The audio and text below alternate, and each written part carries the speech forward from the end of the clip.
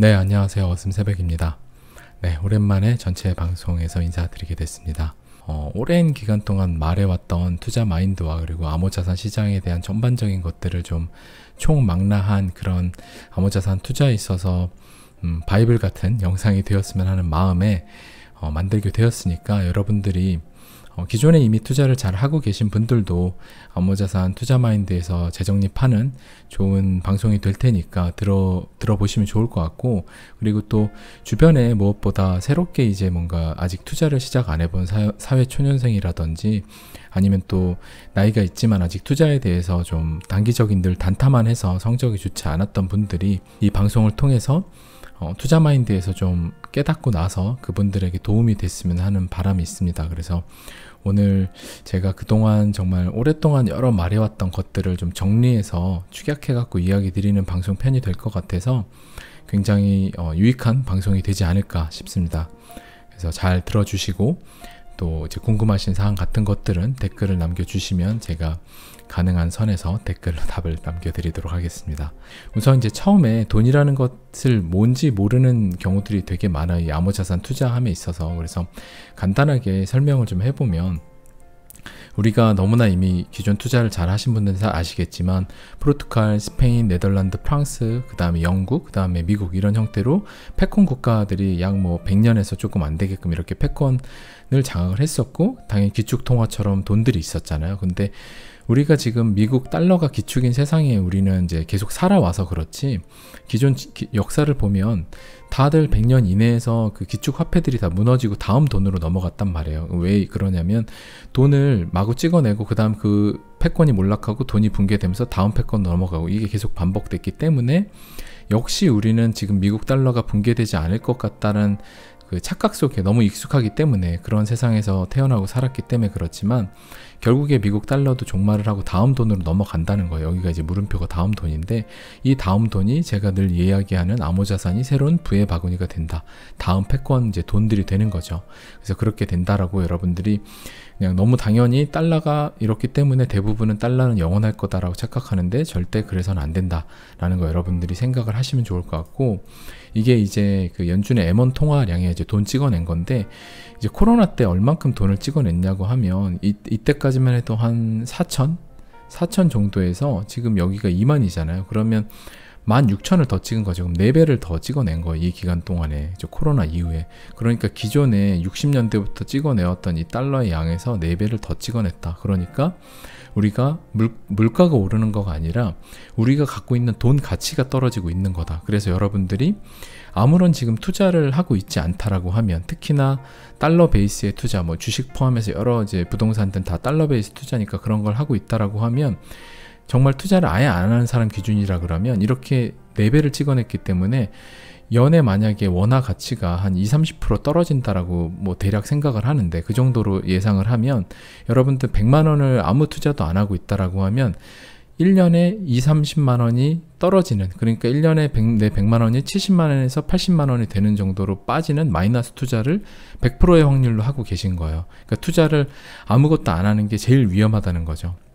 그러니까 사고의 그 전환이 필요한 건데, 투자를 아무것도 안 하기 때문에 나는 암호자산 투자하는 게 리스크가 있다라고 판단해서 투자 안 하는 행동이 정말 실제로는 100%의 확률로 마이너스 투자를 하고 있는 거다라고 생각을 하시면 될 것 같고, 그리고 한 번 더 짧게 이야기 요걸 드리면, 근본이 제가 원래 예전에 로마 시대 때 이제 금동전에다 구리를 섞어가지고 이제 전쟁 자금으로 마련하려고 구리를 막 섞은 동전을 많이 만들다 보니까 구리 동전이 많아지고 구리가 섞인 금동전이 많아지죠. 그럼 시장에서 구리가 섞인 금동전 100개당 금동전 하나당 이런 식으로 시장 경제에서 그 동전을 가치를 매기기 시작하면서 이제 붕괴가 일어나는 건데, 지금도 이렇게 화폐 많이 찍어내는 게 똑같죠. 로마 시대의 그 붕괴랑.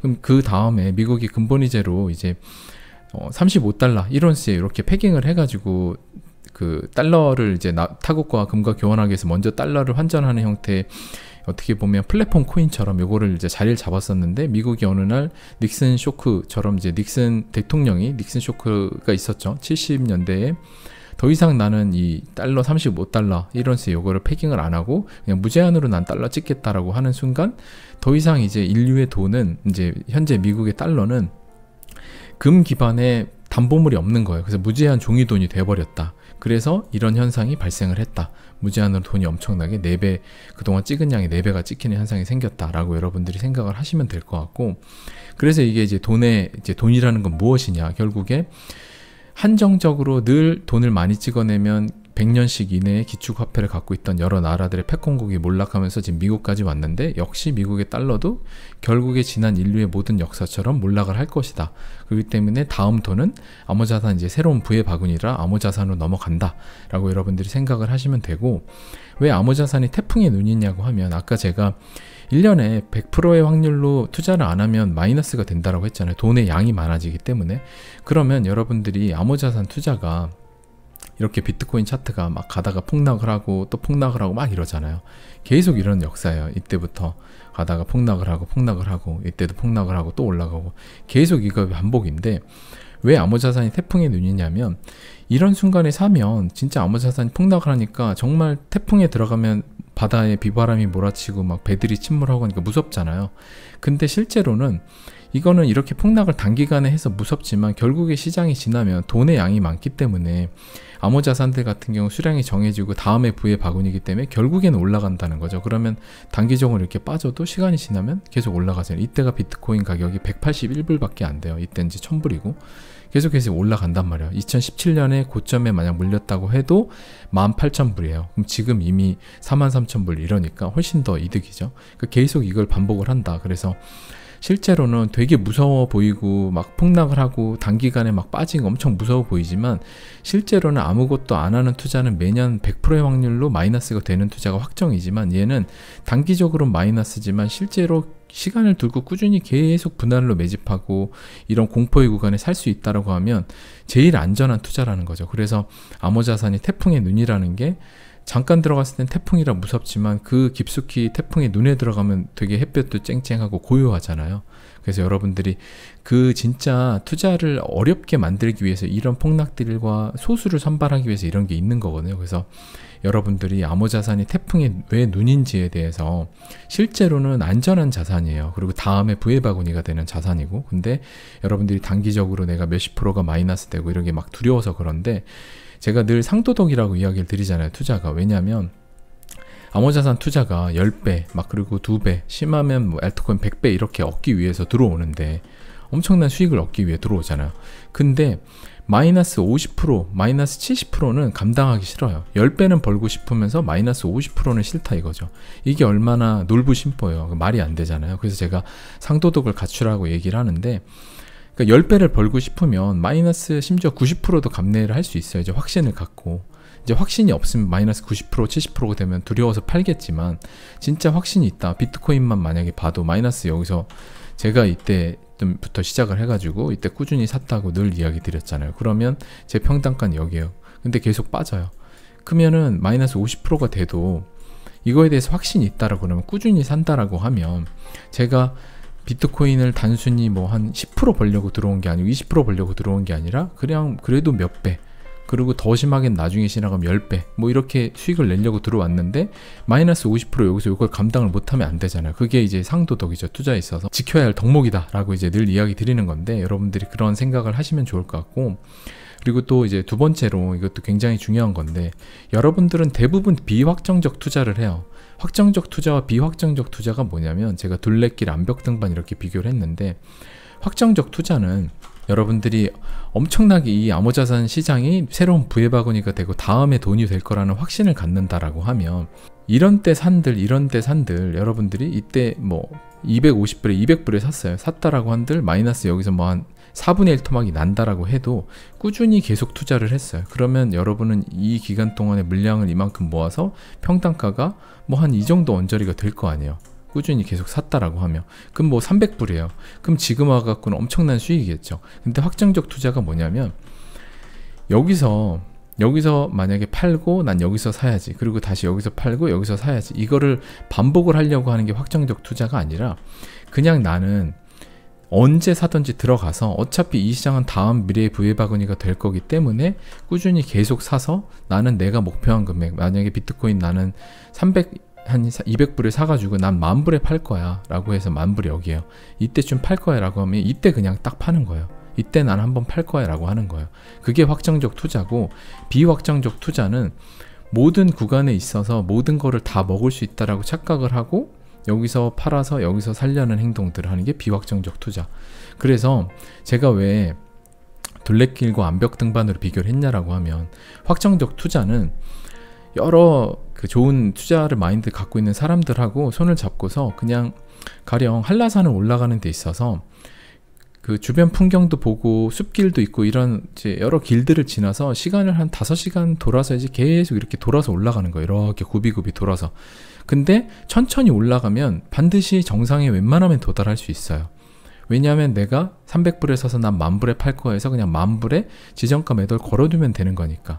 그거는 이제 100%의 확률로 수익률이 거의 몇십 프로가 한 30%, 300% 막 이렇게가 확정적으로, 내가 왜냐면 300불에 사서 10,000불에 팔 거니까 그럼 30배가 확정적 투자잖아요. 그렇게 팔면. 근데 비확정적 투자는 올라갈지 안 올라갈지를 자꾸 불안해하기 때문에 300불에 사서 한 350불에 팔고 다시 떨어지면 또 사고, 이걸 반복을 하는 거예요. 그러니까 둘레길은 그냥 천천히 올라가면 누구나 다 아무런 그 등산 기술이 없어도 체력만 좀 있다라고 하면 올라갈 수 있잖아요. 중간에 쉬어가면서. 근데 대부분의 투자자들은 암벽 등반을 해요. 왜냐하면 빨리 돈을 벌고 싶기 때문에 빨리 산의 정상에 올라가고 싶어요. 그리고 남들이 누가 암벽 등반에 성공했다는 아주 소수의 그런 이야기를 전해 들으면서, 누가 어떻게 단타를 하고 누가 뭐 선물을 해서 한 달 만에 얼마를 벌었대더라 막 이 얘기만 듣고 나도 그 사람이 될 수 있을 거란 착각에 암벽 등반을 하는 거죠. 그럼 암벽 등반하면 어떻게 돼요? 당연히 기술이 없는 사람들은 다 떨어져서 죽죠. 그러면 실패를 하고 투자금을 잃게 되는 거예요. 그래서 확정적 투자와 비확정적 투자가 있는데, 제가 늘 이럴 때 방송을 여러분들하고 시작을 해서 할 때, 이럴 때도 기회의 순간이다. 저도 이때는 기회의 순간이라고 이야기 드렸고, 이제 저는 이때 기회의 순간이라고 생각하기 때문에 투자를 꾸준히 했고, 기회의 순간이다. 이럴 때도 기회의 순간이라고 했고, 저는 이때도 기회의 순간이라고 했고, 계속 이때도 기회의 순간이라고 했잖아요. 그러니까 이런 것들이 여기에 사서 확정적으로 나는 비트코인이 그냥 1억 넘어가면 좀 팔겠다라고 하면, 그냥 여기서 9,000불에 사가지고 10배 가량 수익을 보고 그냥 파는 거예요. 그게 확정적 투자예요. 시간이 언제 걸려도 그냥 아무리 떨어져도 결국에는 올라갈 수밖에 없는 다음에 미래의 부의 바구니이기 때문에 확신을 갖고 투자를 하는 거죠. 그러니까 여러분들이 그 확정적 투자와 투자에 있어서 비확정적 투자에 대한 거를 명확히 여러분들이 생각을 하시면, 나는 늘 비확정적 투자를 해왔다. 단타를 해서 좀 떨어지면 마음이 불안하고 올라가면 팔아야지, 이걸 했다라고 하면 지난 몇 년간의 자기 수익률을 보는 거예요. 그래서 내가 그 수익률이 높지가 않거나 혹은 또 마이너스라고 하면 방법을 바꿔야죠. 왜냐하면 늘 같은 실수를 2번, 3번 반복하면 안 되잖아요.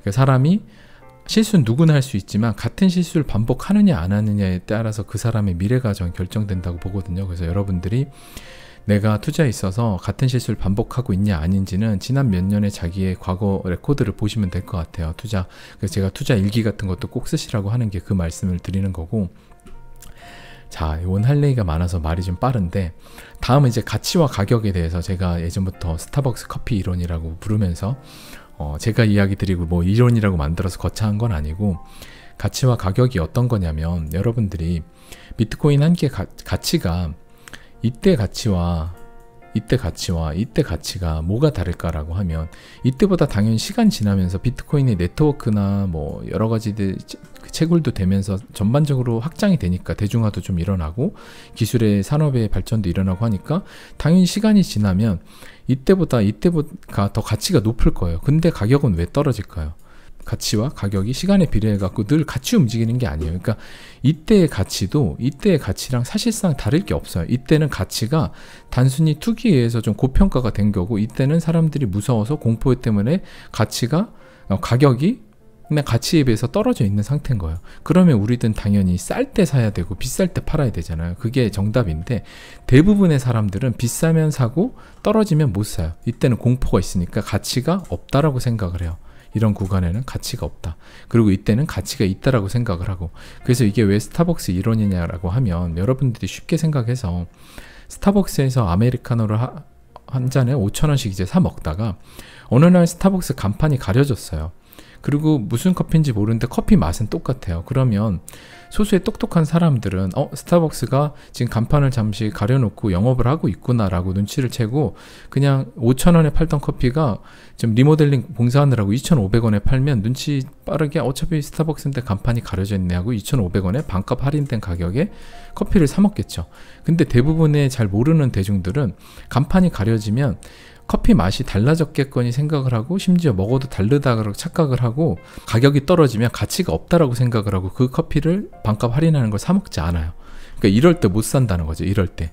이런 공포의 구간 때 못 산다는 거예요. 지금도 나중에 올라가고 나면 이때 샀어야 되겠죠. 근데 못 산다는 거죠. 그래서 가치와 가격을 여러분들이 절대 혼동하지 말고 가격이 빠진다고 하는 건 그 가치 대비해서 지금 공포 때문에 저평가가 됐다는 소리고 가치 대비해서 가격이 엄청 높은 구간들, 대중들이 막 몰려드는 이런 구간에는 그냥 가격이 가치 대비해서 고평가된 거예요. 그러니까 여러분들이 중요한 건 이렇게 저평가된 구간에 용기를 내서 공포하고 마주보고 투자를 할 수 있는 용기를 내는 게 이제 중요해요. 그래서 가치와 가격에 대해서 제가 한번 정리를 또 해드렸고, 그리고 이것도 이제 데스밸리라고 제가 최근에 이제 하랑도반 분들한테 이야기를 드린 건데, 커뮤니티에서 이것도 이제 좋은 이야기라 제가 가지고 왔어요. 그래서 세상의 모든 성공은 소수를 선발하는 과정에서 살아남은 자들의 것. 이게 어떤 말이냐면, 여러분들이 학업을 하시고 그리고 또 사업을 하시고 뭐 모든 영역에 있어서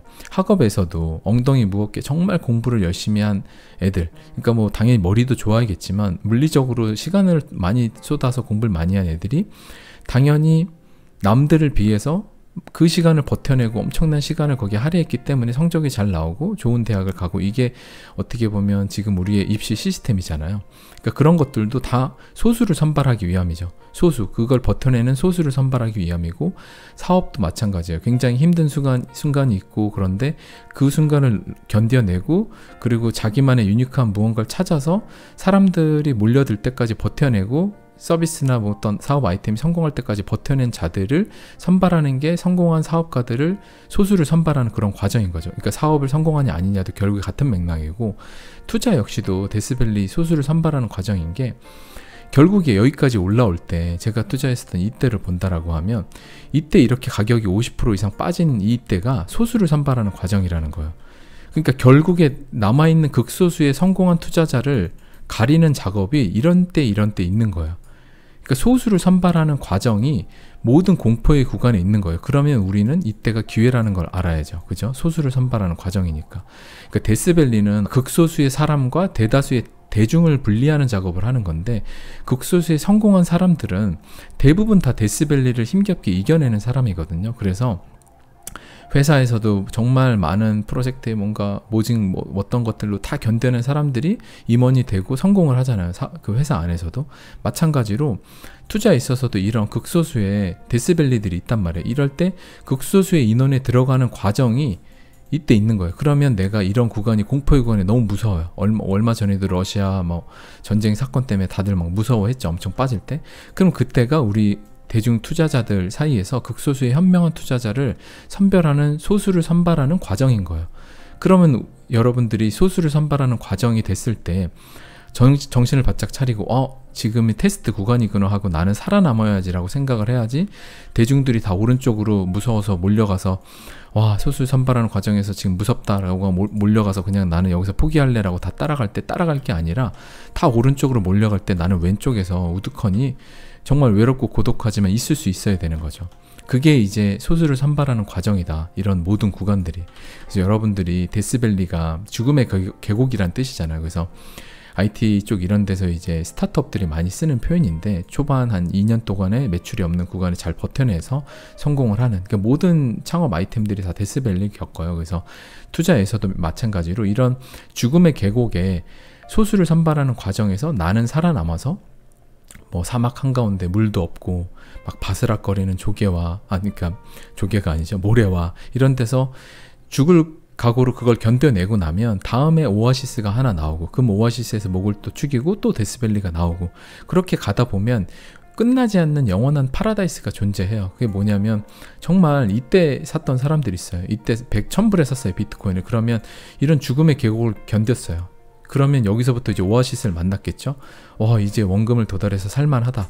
그러면 시간이 더 지나면 여기까지 가요. 그러면 여기서 또 커다란 오아시스를 만나고 이미 아무리 빠져도 여기까지 와도 이 사람은 이만큼의 수익인 거잖아요. 4배의 수익. 그러면 이 사람은 끝나지 않는 파라다이스를 겪게 되는 거예요. 그 다음에 또 올라가면 여기. 그럼 거의 지금 여기서 샀다라고 하면 40배 넘게 47배의 수익인 거죠. 그러니까 이런 식으로 투자는 데스밸리와 오아시스와 데스밸리와 오아시스를 반복하다가 영원히 끝나지 않는 파라다이스를 만드는 작업을 하는 거예요.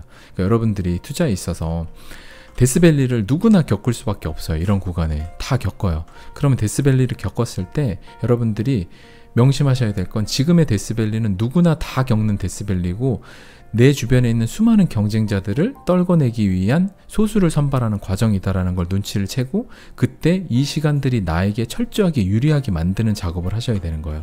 그래서 이 시간들을 얼만큼 유리하게 만드는지는 또 이따가 설명을 드릴게요. 사이클을 이해하는 것, 이게 뭐냐면 제가 이제 추천 도서로 하워드 막스의 마켓 사이클의 법칙을 이제 권장 도서로 이야기를 많이 드렸었는데, 여러분들이 우리가 이렇잖아요. 봄, 여름, 가을, 겨울이 있어요. 이제 한국에 사계절이 있는데 우리들이 정말 혹독한 겨울이 와요. 너무 춥고 막 이제 봄이 다시는 안 올 것 같고 왜 이렇게 봄이 안 오냐, 너무 춥다, 또 올만 하면 꽃샘추위고 이렇게 너무 춥지만 대부분의 사람들은 사계절이 명확하다는 걸 알기 때문에 버틸 수 있어요. 이제 봄이 되면 이제 다시 농사도 시작할 수 있고 우리가 다시 좀 날씨가 따뜻해지니까 뭐도 할 수 있고를 생각을 하죠. 왜냐하면 겨울이 지나면 봄이 온다라는 걸 우리 모두는 알고 있기 때문에. 하지만 투자 세계도 똑같아요. 사이클이 겨울이 있으면 봄이 오고, 그러니까 봄이 온다는 건 겨울이 끝난다는 건 혹독한 좀 이런 시기가 끝나는 거고, 그 다음에 봄이 오고 다시 또 좀 이제 힘들어지고 가을 오다가 이제 겨울이 오고 이럴 때가 겨울이죠. 다시 그리고 또 봄이 오고 이제 여름이 오는 거예요. 여름이 엄청 뜨거운 여름이 오고 이걸 반복을 해요. 계속 봄, 여름, 가을, 겨울을 반복하는 게 역시 투자인데, 투자에 있어서 사이클이 그래서 사이클을 이해하는 게 굉장히 중요하거든요. 그래서 여러분들이 이런 겨울의 구간에 내가 결국에 봄이 온다라는 사실을 우리의 자연의 법칙처럼, 자연은 우리가 겨울에 아무리 추워도 봄이 올 거야, 봄이 오면 여행도 가야지, 그리고 또 뭐 농사를 시작해야지, 뭐 친구들과 뭘 해야지, 이런 계획을 하잖아요. 그런 것 마찬가지로 투자에 있어서도 이런 겨울 때 바짝 내가 뭐 원화를 벌건 뭘 해서 겨울에 실컷 잘 곡식을 비축을 해놓으면 결국에 봄이 오면 결국에 그동안 겨울 동안 비축해놨던 게 빛을 발할 거 아니에요. 그러니까 다시 얘기하면 자연에서 사이클이 온다는 건 우리가 늘 알지만 투자에 있어서 우리가 사이클이 반복된다는 건 자꾸 잊어요. 망각을 하는 거예요. 왜냐하면 영원한 겨울이 올 것 같거든요. 이렇게 빠지면 뒤에 이렇게 올라와서 그렇지, 이때는 대부분의 사람들이 이렇게 될 거라고 얘기를 했거든요. 이게 공포예요. 대부분의 사람들은 이때 버티지 못하고 이렇게 될 것 같아서 못 참아요. 그러니까 결국에 이게 있다라고 하면 이럴 때 암호자산은 어차피 새로운 부의 바구니가 되고 다음에 기축 돈이 될 거기 때문에 여기서 이런 구간이 왔을 때 겨울이 끝나고 다음 봄이 오겠구나라고 우리가 사계절을 늘 반복하는 걸 우리가 너무나 잘 아는 것처럼 투자에 있어서도 사이클이 반복된다는 걸 우리는 알아야 되는 거죠. 그래서 영원한 겨울도 없고요, 영원한 봄도 없고 영원한 여름도 없어요. 그러니까 여러분들이 그 사실을 잊지 않는다라고 하면 사이클을 이해하는 데 있어서 여러분들이 진짜 공포의 순간에 나는 겨울이 끝날 걸 알고 있어, 난 봄이 올 거야, 그럼 내가 봄이 오면 나는 내가 그동안 준비해왔던 것들을 이제 빛을 발해서 뭔가 시작을 할 수 있어 라고 생각을 하시면 되는 거죠. 그렇게 생각을 하시면 되고, 자, 다음은 프레임에 갇히지 않는 게 이게 뭐냐면, 여러분들이 이때는 비트코인 캐시의 하드포크 사건으로 이만큼의 가격을 폭락해서 6개월 동안 이 사태를 만들었어요. 그러면 이때는 수많은 언론에서 비트코인 캐시 하드포크 사태를 막 부풀려서 얘기해서 비트코인 쪽에 뭔가 문제가 생긴 양 다 망하는 것처럼 계속 얘기했단 말이에요.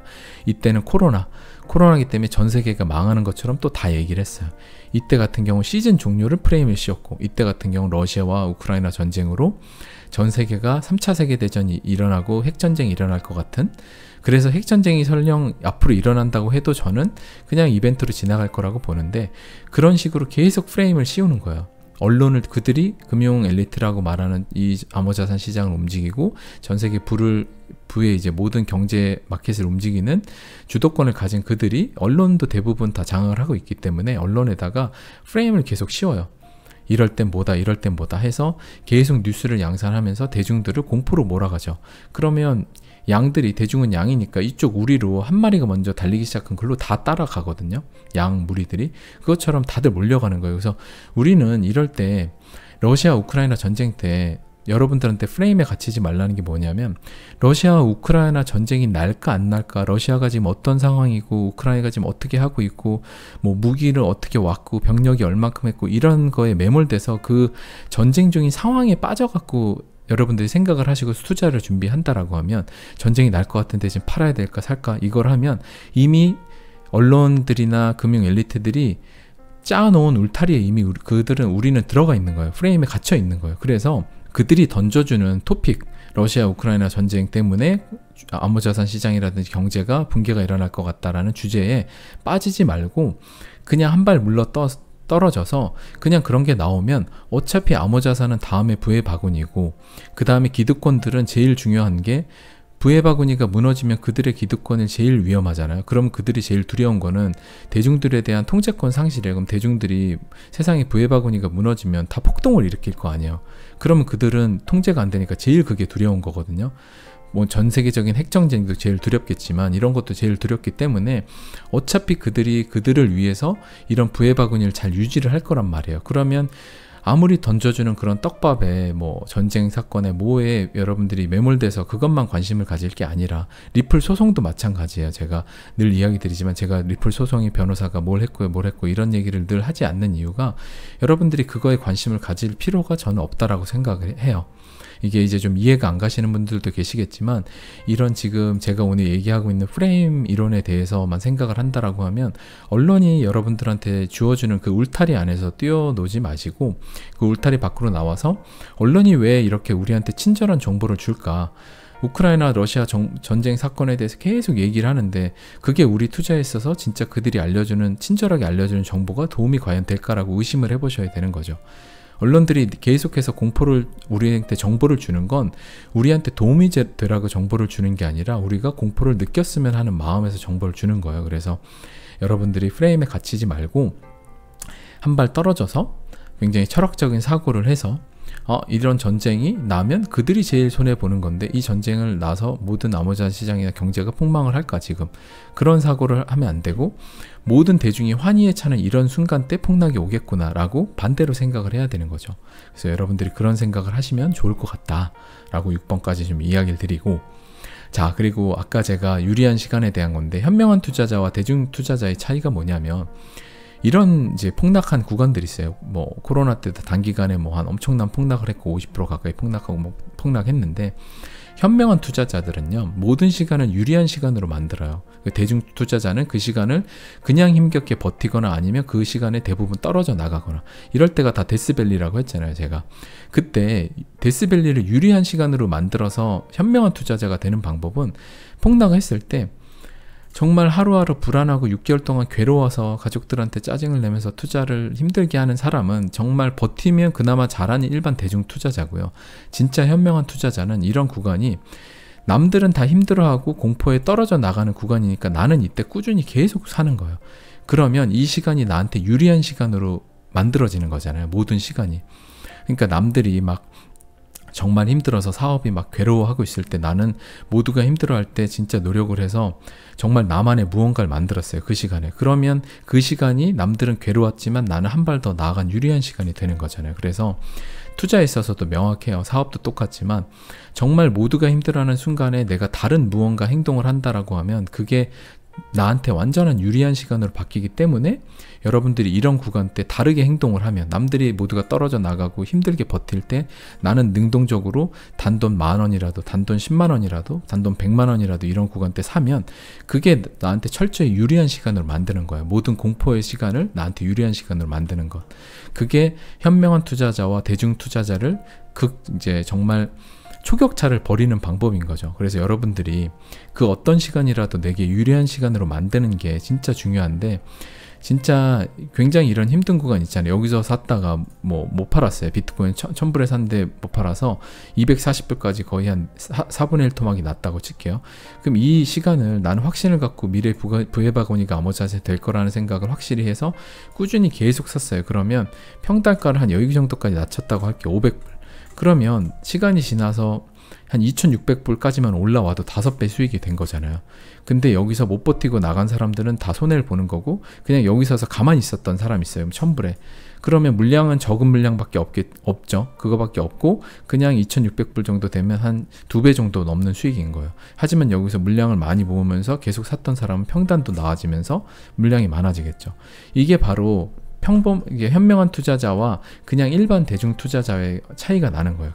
이제 초격차가 나는 거죠. 여러분들에게서 이런 모든 공포의 순간에, 그 기회의 순간에는 늘 공포의 얼굴하고 같이 와요. 여러분들한테 기회의 순간에, 이런 기회의 순간에 여러분들한테 비트코인이요 지금 3,600불밖에 안 하는데 앞으로는 한 4만 불 정도 할 거예요. 진짜 좋은 기회니까 사세요라고 절대 해주지 않고요. 모든 언론과 사람들은 다 비관하고 다 망할 것 같다라고 해서 극도의 공포가 함께 와요. 극도의 공포와 기회는 늘 같이 온다는 거예요. 그래서 공포하고 마주보는 연습을 여러분들이 하셔야 돼요. 그게 이제 여러분들이 모든 이런 시간을 유리하게 만드는 데 있어서 가장 중요한 거다라고 좀 이야기 드릴 수 있을 것 같고, 잠시만요. 물 한 모금 좀 마시겠습니다. 자, 그리고 지식과 그리고 지혜라는 건데, 여러분들은 과연 이제 지식과 지혜 중에 투자에 있어서 더 우선시 되는 게 무엇이라고 생각하냐고 제가 가끔 이제 질문도 드리고 여러분들한테 답을 드렸죠. 그래서 지식은 여러분들이 대부분 지식을 쫓아요. 그러니까 현재 코인 시장이나 암호자산이 가격이 왜 빠졌는지 그것도 어떻게 보면 지식의 영역인 거죠. 정보의 영역이니까. 근데 지혜는 어떤 영역이라고 하면, 제가 아까 이야기 드렸잖아요. 이런 구간에 소수를 선발하는 과정이다라는 걸 눈치채는 거.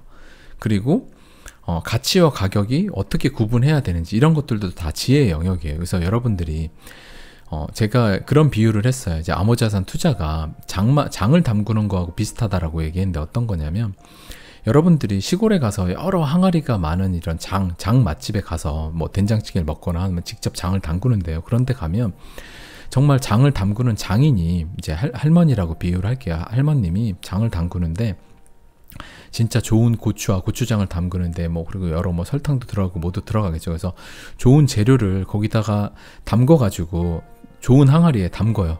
그러면 담그고 한 3일 지나서 장맛이 괜찮나 해서 열어가지고 장맛을 보고 또 며칠 지나서 확인하고 이렇게 안 하잖아요. 대부분 확신을 갖고 좋은 재료로 장을 항아리에 담궈 놓으면 그냥 시간이라는 자연이 주는 그 시간이라는 걸 더불어서 장이 알아서 잘 익게끔 확신을 갖고 오랜 기간 두잖아요. 가만히. 그러면 알아서 자연이 좋은 장맛을 만들어내잖아요. 발현하잖아요. 그런 것처럼 여러분들이 장인이 막 며칠 만에 장맛 확인하고 이거 장 좀 괜찮나 아니나 계속 갸우뚱하는 게 아니기 때문에, 지식도 여러분들이 누구네 장맛 레시피 아는 거와 맛있다는 정보를 아는 게 이제 지식이고, 어떻게 담그면 맛있대, 이게 이제 지식인 거야. 어떻게 코인 투자하면 잘 된대, 이런 걸 아는 거죠. 그리고 지금 가격이 왜 빠졌대, 호재와 악재를 자꾸 쫓아다니는 거, 그런 이제 지식들인 거고, 그냥 뭔가 공부를 해갖고 얻을 수 있는 거. 지혜는 뭐냐면, 깊은 장맛이란 좋은 재료와 자연이 함께하는 충분한 시간에서 나온다는 걸 아는 거. 그래서 이거 깨달음인 건데, 여러분들이 비트코인 막 이럴 때 사서 지식은 지금 비트코인 지금 무슨 호재니까 이때 사야 돼 막 해갖고 정보에 언론 주는 걸 공부를 해서 지식을 넣어서 이때 사요. 그럼 가격이 빠지면 지식을 안 넣어줄 거 아니야. 언론들에서 정보를 안 주니까 다 안 좋은 기사만 내요. 그러면 이때 또 팔아요. 다시 또 올라가기 시작하면 또 사. 이게 이제 지식과 지혜의 차이인데, 지혜 같은 경우는 이런 구간에 암호자산이 결국에 좋은 거기 때문에 이런 구간 때는 경쟁자들이 떨어져 나갈 때 나는 사야 되는구나 라는 걸 아는 거죠. 그리고 자연이라는 시간만 보내고 나면 난 절대 마이너스가 되지 않는 엄청난 수익률을 가진 투자자가 될 수 있다. 현명한 투자자가 될 수 있다라는 걸 아는 거. 그래서 여러분들이 지식과 지혜에 있어서, 저는 단연코 여러분들이 투자에 있어서 돈을 버는 건 지혜라고 생각이 들어요. 그래서 수많은 암호자산 투자하고 이제 여러 정보를 전달하는 사람들 중에도 지식이 정말 뛰어난 사람들은 되게 많아요. 근데 돈을 버는 사람들은, 그런 지식이 아예 없는 사람들 중에도 제 주변에도 돈을 많이 버는 사람이 있어요. 그 사람들은 대부분 지혜를 알고 있어요. 지혜를 갖고 있거든요. 어떻게 돈을 버는지. 돈은 소수를 선발하는 과정에서 나온다는 걸 아는 거죠. 근데 지식은 늘 현재 나오는 정보들을 조합해서 뭔가 빨리 하려고 해요. 그래서 여러분들이 지식과 지혜 중에 굳이 하나를 고르라고 하면 저는 단연코 여러분들이 지혜를 택해야 된다고 생각을 하고, 물론 이제 지식도 더 있으면 더 좋겠죠. 그러니까 이제 둘 중에 하나를 고르라고 하면 지혜라고 이야기 드리고 싶습니다. 자, 그리고 기회와 증명은 동시에 이루어지지 않는다. 이것도 뭐냐면 여러분들이 이런 구간들 있잖아요. 이런 구간대, 지금도 마찬가지예요. 이런 구간대, 뭐 이런 때 다, 이런 때 정말 공포와 함께 하니까 여러분들이 잘 모르잖아요. 이때 사야 될지. 근데 대부분의 대중은 이때 사라고 하잖아요. 제 주변에도 이때는 사야 된다라고 하면 이때 왜 사야 되는데? 코로나라 전 세계가 망할 것 같은데? 이때 비트코인 망한다고 하는데 왜 사야 돼? 라고 해서 대부분의 대중은 증명을 요구를 해요. 이때 왜 사야 되는지 증명을 해봐 라고 말을 해요. 그리고 스스로한테 이때 리스크가 큰데 이때 사야 되는지 스스로한테 자꾸 증명을 요구해요.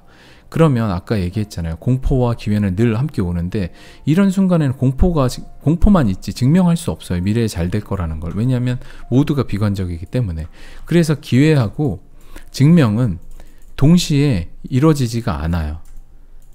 모든 사업 아이템 및 그 다음에 모든 뭐 회사에서도 모든 순간에는 기회와 증명은 동시에 이루어지지 않아요.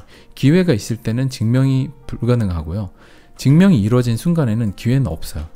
그러니까 지금만 해도 여기까지 올라왔을 때 볼게요. 이때 만약 이때 안 샀던 사람이에요. 그럼 이때 와 다들 인정하죠. 비트코인이 8천만 원 넘어가고 진짜 이제 괜찮다. 모두가 뭐 대기업도 막 들어온다고 다 난리예요. 이땐 증명이 나름 이루어지고 모든 대중이 인정을 해요. 그럼 이때 기회가 없기 때문에 좀 지나서 가격이 폭락이 또 오죠. 그러니까 모든 순간 마찬가지예요. 이런 순간에는 증명이 이루어지지만 기회는 없어요. 더 이상 돈 벌 기회가 없죠. 단기간에 또 고생을 해야 돼요. 그러면 몇 년의 데스밸리를 겪어야 다음에 이제 여기서 또 기회를 잡을 기회가 있는 거죠. 이때 잡았다 그러면 엄청 혹독한 시절을 겪어야 되는 거고. 그래서 기회와 증명은 동시에 존재하지 않는다는 게 투자에 있어서는 아주 중요한, 어떻게 보면 여러분들이 알아두셔야 할 덕목이에요. 그래서 그거를 잊지 않으신다라고 하면 공포의 순간에는 증명할 수 없기 때문에 기회가 있는 거다라는 걸 여러분들이 생각을 하시면 좋을 것 같아요. 그리고 또 짧게 이야기 드리면 위기와 기회라는 게, 위기는 내 마음이 기분 좋을 때 있잖아요. 내 마음의 기분이가 좋을 때는, 그리고 들뜰 때는 이땐 위기예요. 막 이때 가격이 올라가고 이러면 기분이 너무 좋아요. 하루만 계좌를 열었다 닫아도 30% 막 50%씩 계속 올라가요. 그러면 기분이가 너무나 너무 날아갈 것 같죠? 기분이가 너무 좋아요.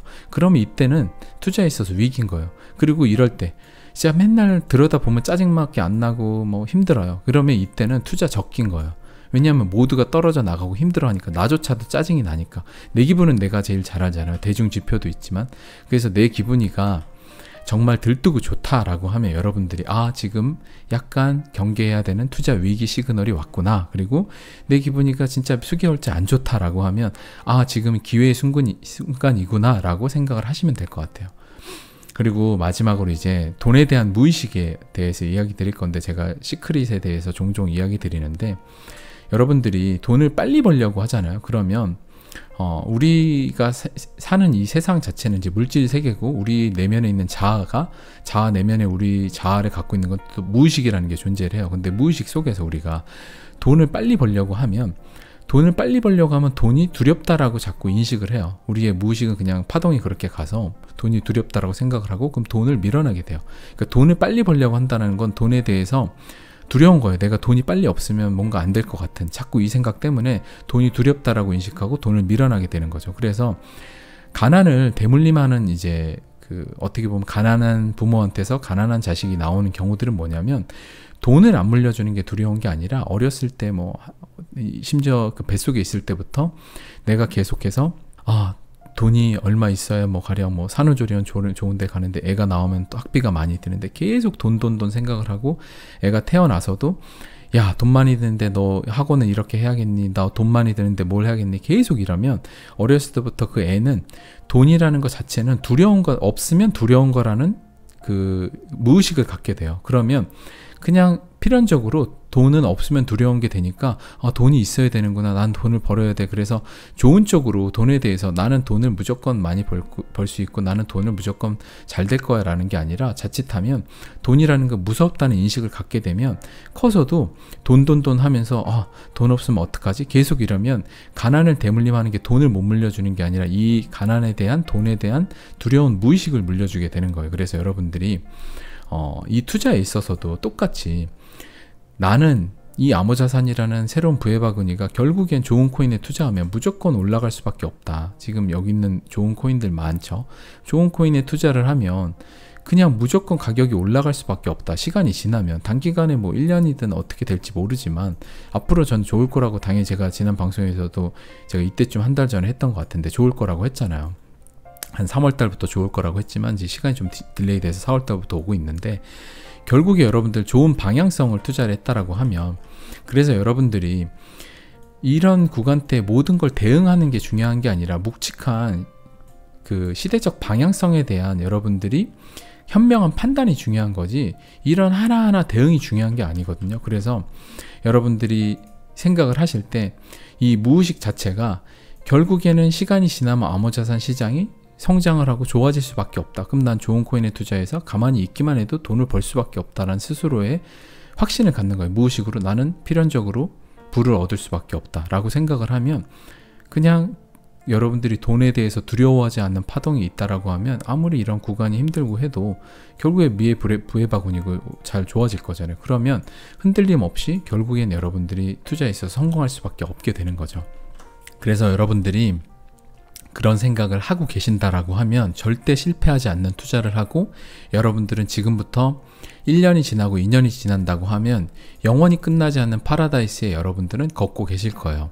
물도 풍족하고 좋은 녹음과 그리고 좋은 사람들이 많이 있는 그런 파라다이스에 걷게 되실 거기 때문에, 절대 데스밸리 이런 구간대나 모든 순간에 있어서 여러분들한테 제가 오늘 이야기 드린 이 전반적인 내용의 것들을 여러분들이 반복해서 들으시고 여러분들 것들을 만들고 한다라고 하면, 사실 이 모든 것들이 제가 지난 몇 년간 제가 살아온 모든 시간 속에서 제가 깨달은 것들에 대해서 다 이야기를 드린 거예요. 그래서 여러분들이 이거를 뭐 제가 이야기 드렸다고 해서 제가 대단한 사람이다 이런 걸 이야기하려는 게 아니고, 저도 늘 부족한 사람이고 늘 실수하면 다음에 실수를 안 하려고 노력하고 발전하려고 노력하는 사람이거든요. 그만큼 부족한 사람이고, 그래서 여러분들도 제가 경험한 것들에 대해서 이 공유를 해드리기 때문에 이것들을 여러분들 것들로 만들고자 한다라고 하면, 만들게 된다라고 하면, 제가 지난 몇 년 동안 여러분들한테 방송을 하면서 늘 이야기 드렸잖아요.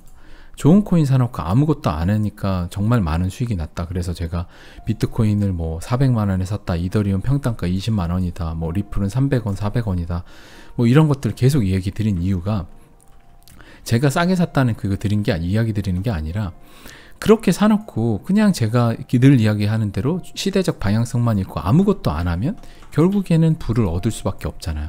지금도 또 마찬가지예요. 시간이 지나면 좋은 코인을 사놓고 아무것도 안 하면 여러분들은 부의 바구니가 커짐에 따라서 자동적으로 여러분들의 지분도 커지게 되는 거예요.